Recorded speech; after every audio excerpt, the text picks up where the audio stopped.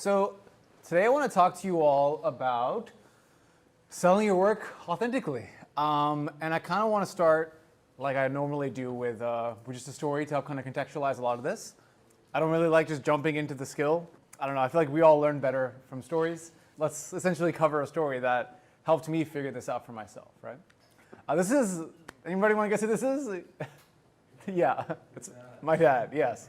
This is my dad, and he was rocking the buildspace hoodie like a couple months ago, and he dropped by for the first time to San Francisco. And a couple things about my dad.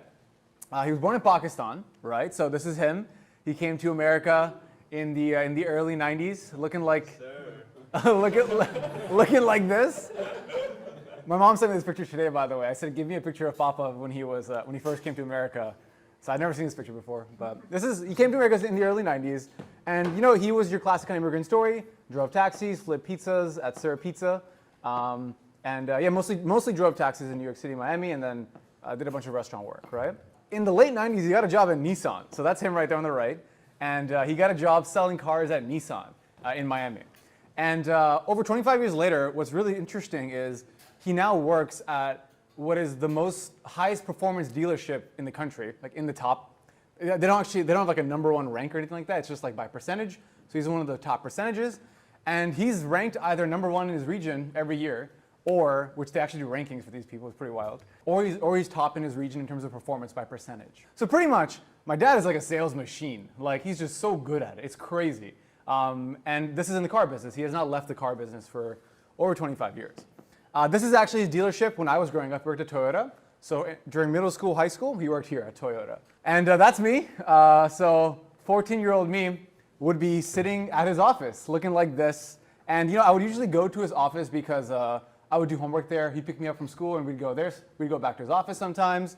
And I loved his office because you have coffee, popcorn, things like that, right?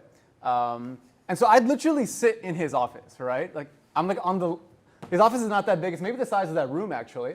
And I have like a desk on the side. And I ended up learning a lot from just listening to him talk to customers for like years, right?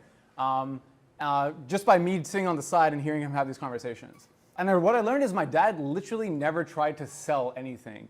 He was never trying to push a product on his customer. He was never trying to be the sales guy, like ever. Like you would rarely hear him talk about trying to like sell an upgrade to the customer. And again, these are people coming into Honda, or in this case Toyota, buying a car, right? So that's their intention.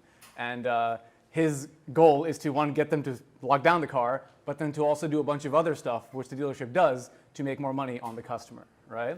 I think what's really interesting about my dad, to this day I observe him, I go to his dealership sometimes, and he just really tries to understand the person in front of him. You know what I mean?